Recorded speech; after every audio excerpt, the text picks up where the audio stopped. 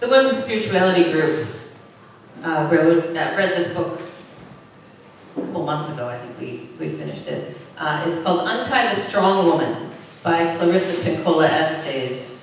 She's the best-selling author of Women Who Run with the Wolves, if any of you ever read that back in the day. This is a book really dedicated to Mother Mary, but also through her, just the great mother and goddesses in general, and untying her from the bonds of patriarchy and submissiveness and the whole let's get rid of the milquetoast Mary kind of facade that people have put on her. Anyways, but in this passage, to me, she talks more broadly just about the feminine divine in general. She says this: she is known by many names and many images, and has appeared in different epochs of time to people across the world in exactly the shapes and images the soul would most readily understand her, apprehend her, and be able to embrace her and be embraced by her. She wears 1,000 names, thousands of skin tones, thousands of costumes to represent her being patroness of deserts, mountains, stars, streams, and oceans. Yet at her center is only one great immaculate heart. Since we staggered out of the mist eons ago, we have had irrevocable claim to Great Mother. Since time out of mind, nowhere is there a feminine force of more compassion and understanding about the oddities and lovability of the wild and wondrous variations to be found in human beings. Nowhere is there found a greater exemplar, teacher, mentor than she who is called amongst many other true names, Seat of Wisdom.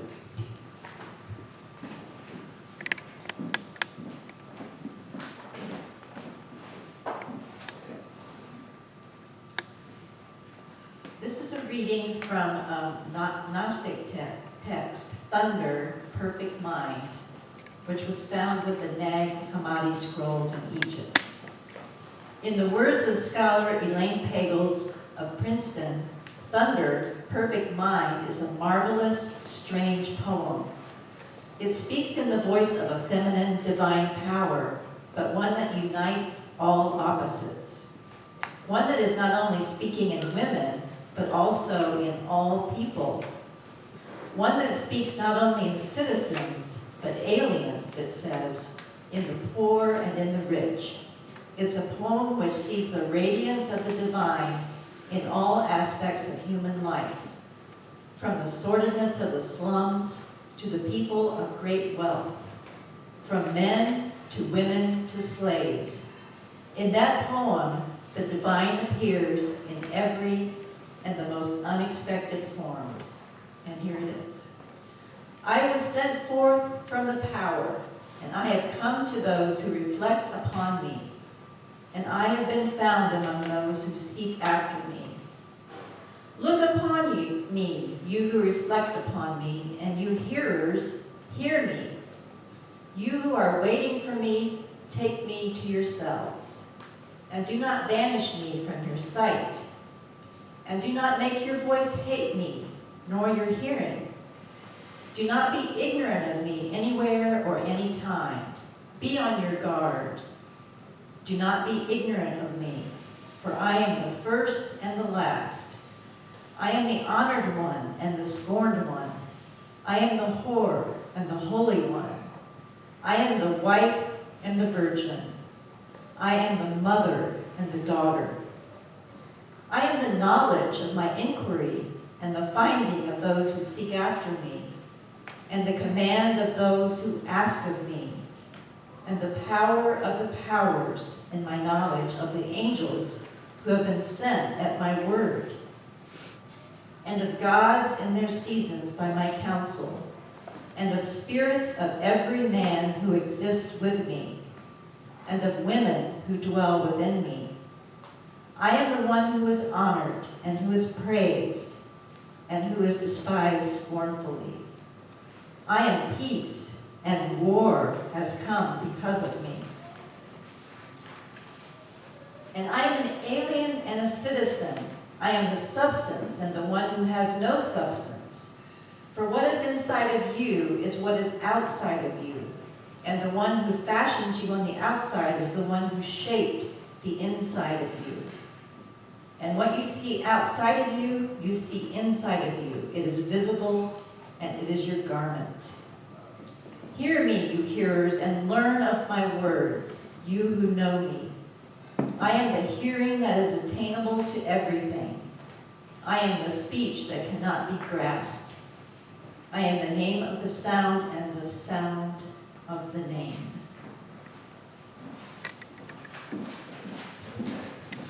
Thank you, Marilyn.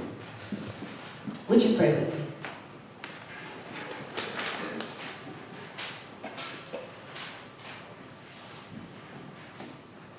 Loving Spirit,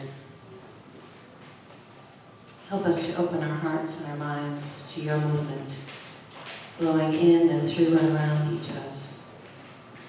May the words of my mouth and the meditations of each of our hearts be filled with your light and your life.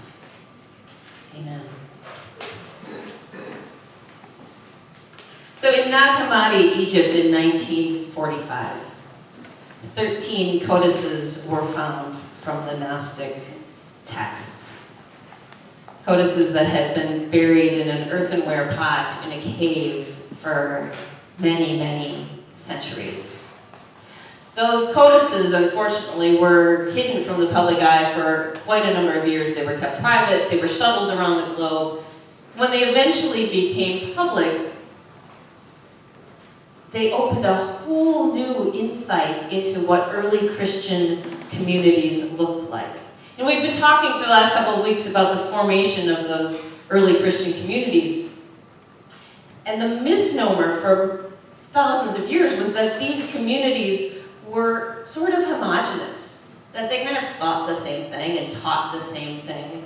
But these texts lifted up a very rich, very different way of understanding the divine, and helped to point out that there were regional differences in the area around the Mediterranean.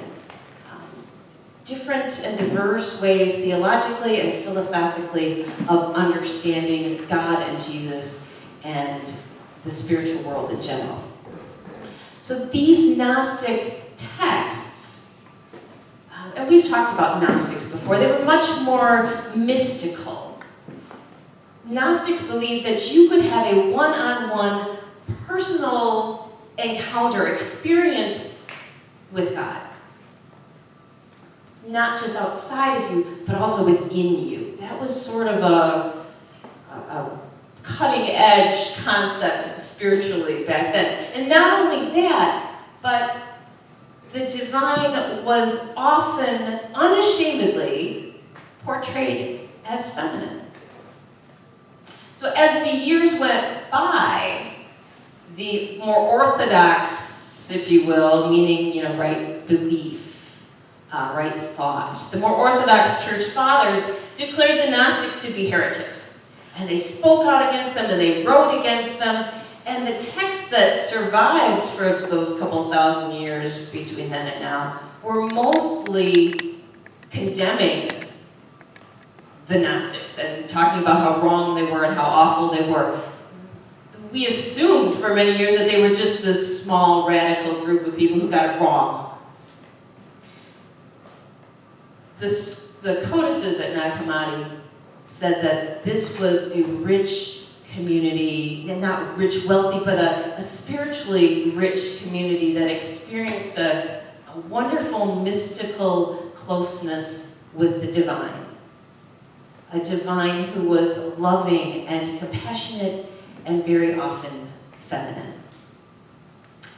But what happened when the Bible was put together, when a bunch of folks got together and said, okay, which texts are in and which texts are out? All of the Gnostic texts were kept out. And then they were banned and destroyed, any that were found.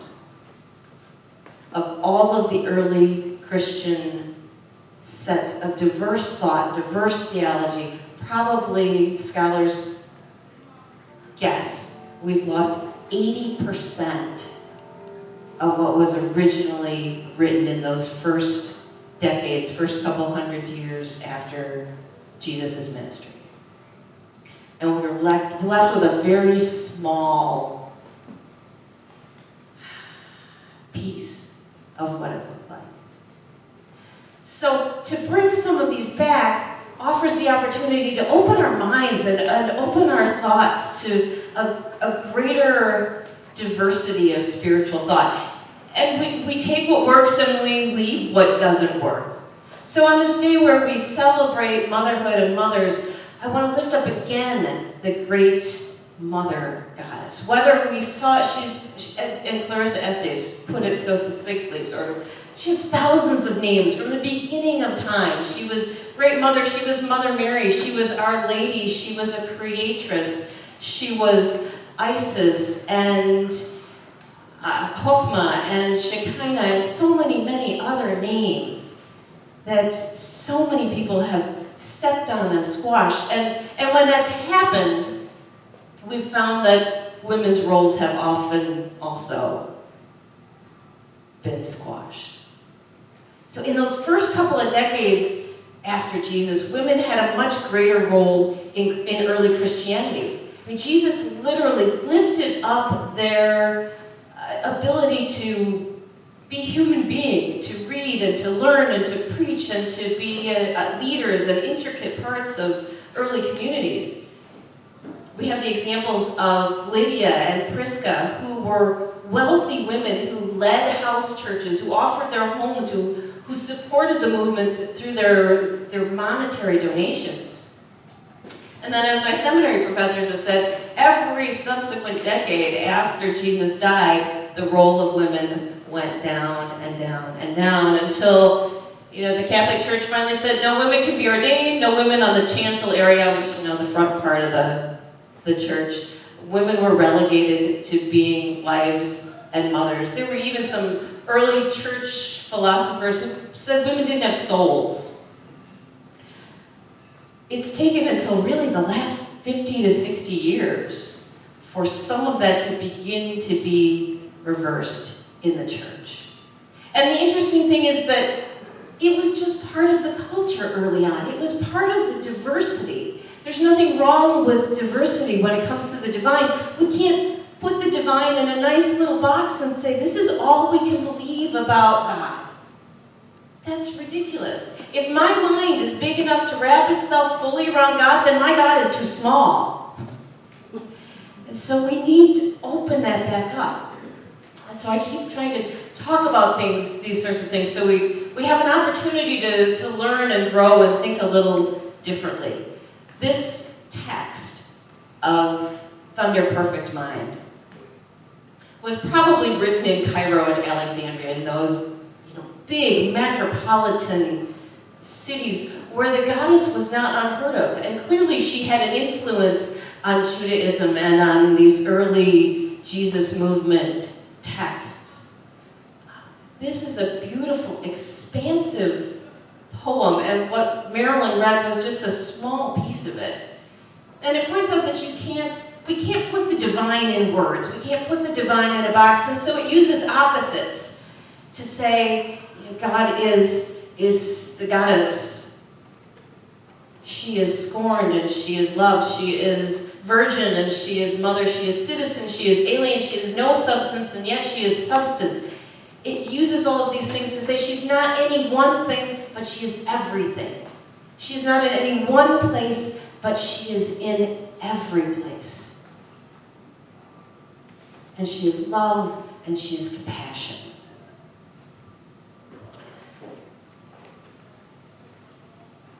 This text actually came to my attention. I don't know if any of you have read Sue Monkhead's, aside from Julie, most recent book. It's called The Book of Longing.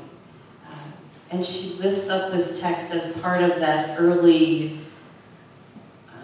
ethos, early part of that community. And it makes so much, it broadens it so much. It makes it so much more rich when we learn these sorts of things. So, John Philip Newell makes a really interesting point. As we start to talk about Great Mother and Earth Mother and so forth, he says, we have discounted disconnected the word mother from what it's, let me go the other direction. So the word matter, M-A-T-T-E-R, comes from the Latin word mater, M-A-T-1-T-E-R, which means mother. We've taken matter and mother, and we've separated them. And so earth and stars and planets and us, people and animals and creation, all that we can touch and feel had that original sense that it was from the Great Mother, the great Creatress of all things. That it was in its very essence, the universe was holy. And we've taken that apart. I want to read just a little bit of something that he wrote, because I can't say it nearly as well as he said it. Let me tell you a little story about him first, though. So John Philip Newell spent time as a young man in an ashram in India. And while he was there, he had a very significant dream that he held for the rest of his life. It was so vivid and so poignant and so profound. In this dream, he had a young, beautiful Indian woman who came and sat on the edge of his bed and looked him right in the eye and said, "She tells me I have loved you from the beginning of time." And he woke up with tears in his eyes.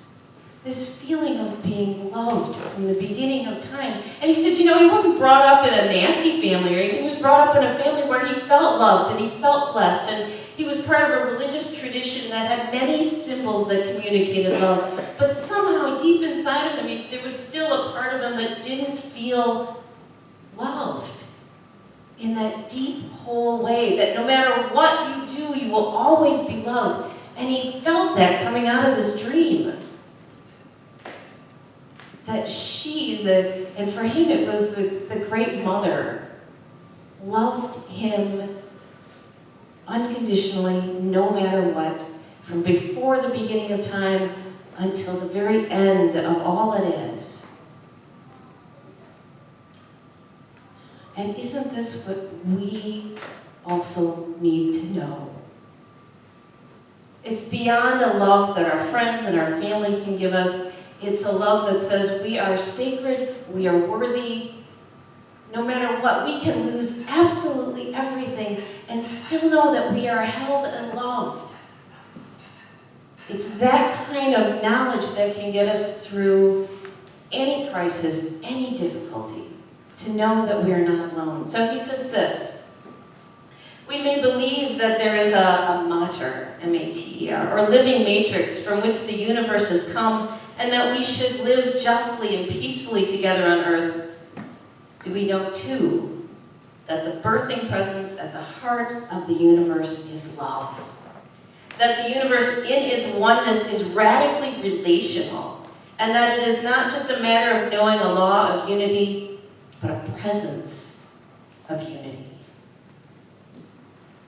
Henry Nouwen talks about how there was something that seminary and theology didn't teach him, and that was how to love God and how to find God in his own heart.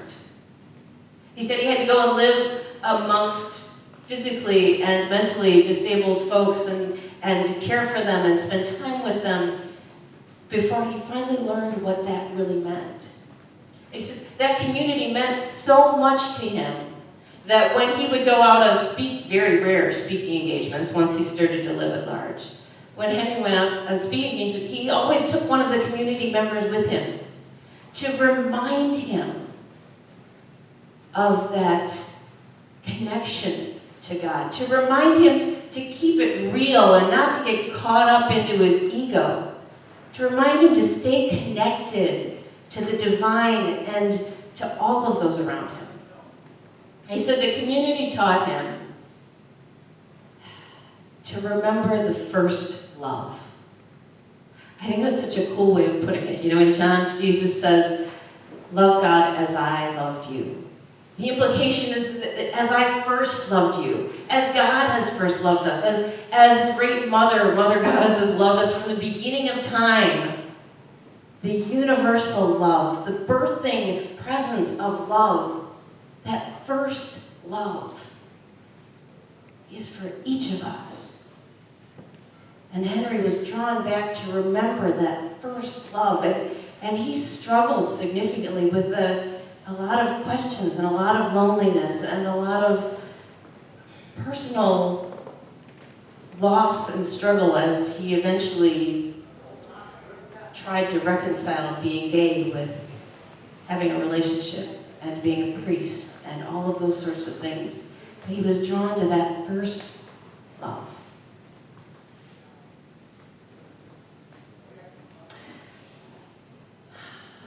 So let me tell you a story that Clarissa Estes tells in her story, in her book.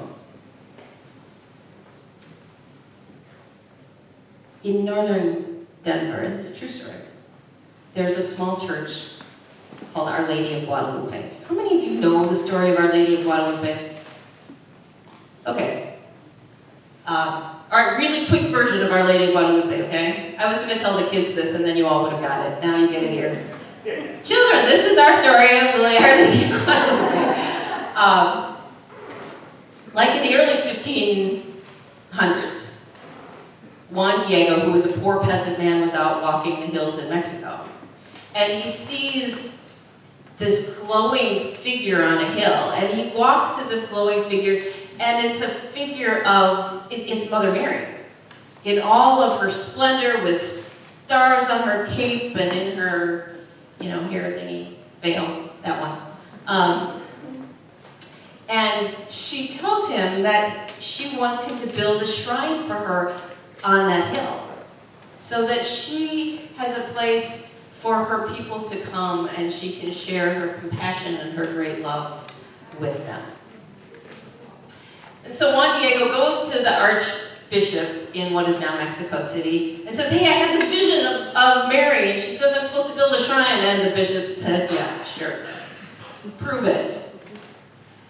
And so Juan Diego goes back and he has another vision of Mary, and he says, he wants me to prove it. And she takes him up to the top of the hill, and it's winter.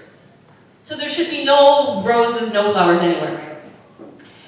But he gets to the top of the hill, and there are flowers blooming everywhere, and they're exotic flowers, he said, that he's never seen before. And he gathers up a bunch of them, and she helps him to wrap them in his cloak that he's been wearing, and he carries them back to the archbishop, who opens it up. They fall at his feet. He recognizes them as Castilla, I think, roses. Some roses that don't bloom in Mexico, like a foreign flower, and it's the middle of winter. But on top of that, on the cloak, is this beautiful, colorful impression of Mary and how she appeared to him, which apparently is still on display in a church in Mexico somewhere. So, Our Lady of Guadalupe, of course the shrine was built, right? It's now a really, really, really big church. But Our Lady of Guadalupe has become the mother goddess, really the great mother for many millions of people around the world, and especially poorer people. Because she showed that she came to Juan Diego, who was a peasant, that she cared about the poor. Okay, so fast forward to Our Lady of Guadalupe in North Denver. So it's mostly a church for Latinos. The whole front of the church is one big mural. Carlotta Espinosa painted the mural. It's this beautiful picture of Mary. And kneeling before her is Juan Diego. And then there's roses all along the bottom. Just this gorgeous mural, 2 little cherubs up there, and 2 huge guardian angels on the side. And the people of Our Lady of Guadalupe, this was their focal point, the place they prayed, the woman who was comfort and kindness and love and hope and protector and boldness and strength for them for 35 years. Church was always open. People would go pray whenever they wanted to pray. In 2009, someone decided that the church should be remodeled. And they built a wall 3 feet away from our mother, Our Lady, and enclosed her in a really long 3-foot wide closet that they then filled with brooms and mops and things like that. They covered up the guardian angels. They put a little statue of Jesus up front. And interestingly enough, at the same time, the priests used to sit on these, like these wooden chairs that you'd see around your grandmother's table for 35 years. They sat on these very nice chairs that were very loved and well cared for. Well, those chairs disappeared, and they put, I kid you not, if you look at these pictures, a huge gray rock throne. I mean, like, from here to that pillar, big. And this is not a big church for the priests to sit in.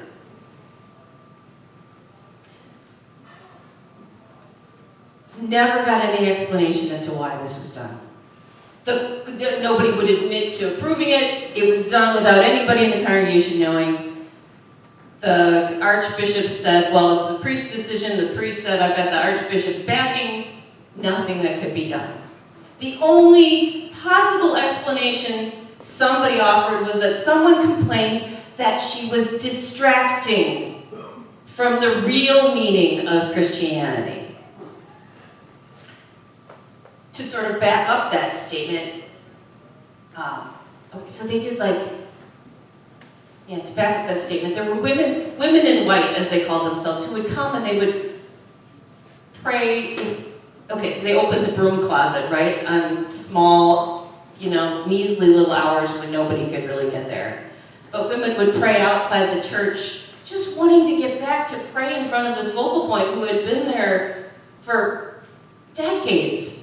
And was part of their spirituality and their life, and they would sit and they would pray to her. Well, some man in the congregation came up and aggressively yelled at them and said, the only place for Mary is kneeling at the foot of the cross.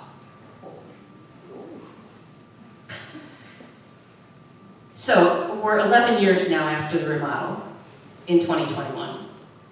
There have been letters and petitions and protests and phone calls, all asking, why was this done, and could it please be undone? And the wall still stands. Oh, and they covered up those guardian angels too.